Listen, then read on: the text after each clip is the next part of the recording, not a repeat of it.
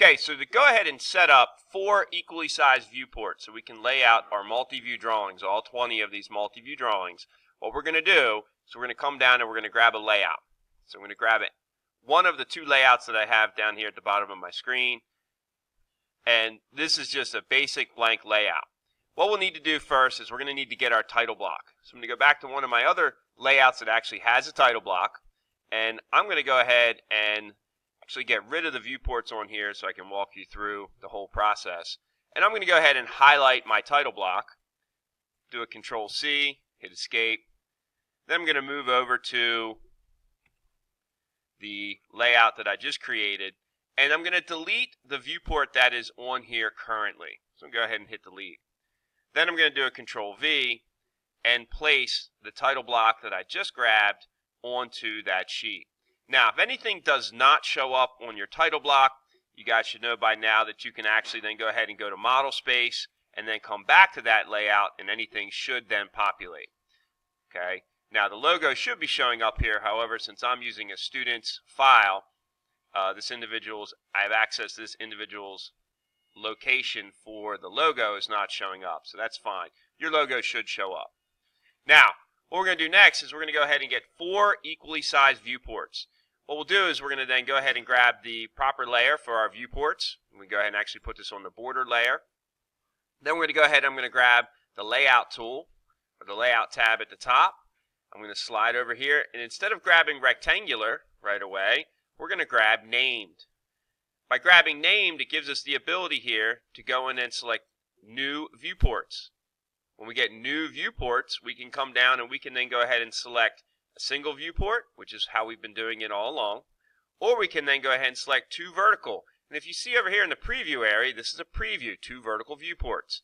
We don't want 2. Do we want 2 horizontal? Nope. Do we want 3? Do we want 3? Do I hear 4? Do I hear 4? There's 4 equal down here. So you can see, you can come down and select from this list.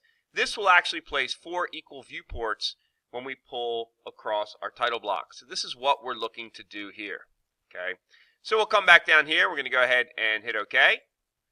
And then what I'm going to do is then go from my top left in my title block viewing space down to the bottom right of my title block viewing space, just like I'm placing a single viewport, but come down here to the end and click. And what that does is it will place 4 equally sized viewports. Once you have your 4 equally sized viewports, you can go ahead and then double click inside any one viewport, move over, slide in, and then you can set up each particular view for the object. So here's number 1, rabbited block. I'll come down to the bottom and manipulate this viewport just like it's a single viewport. Well, scale 1 to 1 is not going to work. Obviously, we're going to come back 1 to 2, and we'll set up 1 to 2. And we set up all of our dimensioning style to be annotative at 1 to 2, so that's what would definitely work. So we're going to go ahead and put 1 here. I'll come over here and set up number 2 in this viewport here. So number 2, and I just want to go ahead and center up these views within each particular viewport. And I'm not really concerned whether 1 is here, or 2 is here, or 3. Just make sure that you have 1 through 4 on the first page, and that you have 5 through on second, and so forth and so on. So I'll go ahead and get these set up. Now, if you take note, I do not have any construction lines showing up because my construction lines have been turned off.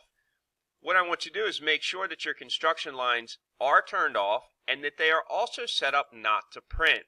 So when you actually come up and you set up and do a plot preview to see what's going to print, when you come into the print icon and you slide across and see Adobe PDF, always do a preview to check to see what's going to print.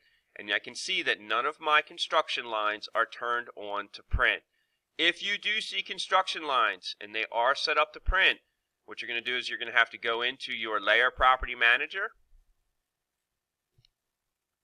and just make sure that the construction lines are turned off for printing. So here's my construction lines. The light bulb is simply showing visibility within my viewport and my model space, but the plot icon right here, that right now is set up so that they do not plot or print, whether it is to a hard copy printer or to a PDF. So make sure they are turned off. And then you're going to go ahead and set up the subsequent sheets. And you're going to go ahead and create 5 sheets, lay out 4 per sheet. Make sure that the information on the title block is set up properly as well. Make sure that the sheet number is set up to be 1. Make sure sheet 2 is 2.